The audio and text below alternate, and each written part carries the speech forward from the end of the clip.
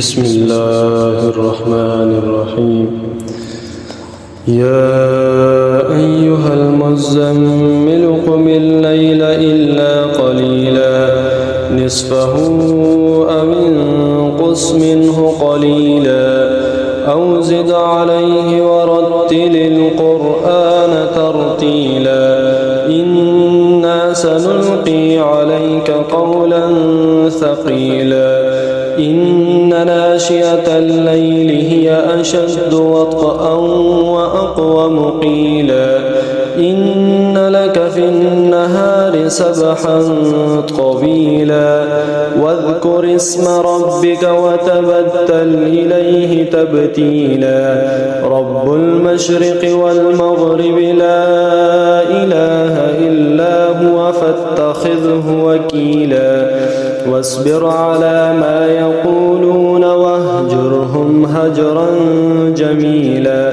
وذرني والمكذبين أولي النعمة ومهلهم قليلا إن لدينا أنكالا وجحيما وطعاما ذا غصة وعذابا أليما يوم ترجف الأرض والجبال وكانت الجبال كثيبا مهيلا إنا أرسلنا إليكم رسولا شاهدا عليكم كما أرسلنا إلى فرعون رسولا فعصى فرعون الرسول فأخذناه أخذا وبيلا فكيف تتقون إن كفرتم يوما يجعل الولدان شيبا السماء منفطر به كان وعده مفعولا إن هذه تذكرة فمن شاء اتخذ إلى ربه سبيلا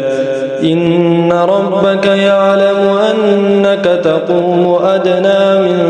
ثلثي الليل ونصفه وثلثه وطائفة من الذين معك والله يقدر الليل والنهار علم أن لن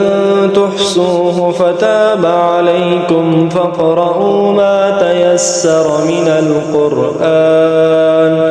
علم أن سيكون منكم مرضى وآخرون يضربون في الأرض يبتغون من فضل الله وآخرون يقاتلون في سبيل الله فاقرؤوا ما تيسر منه وأقيموا الصلاة وآتوا الزكاة وأقرضوا الله قرضا حسنا وما تقدموا لأنفسكم من خير تجدوه عند الله هو خيرا وأعظم أجرا واستغفروا الله إن الله غفور رحيم.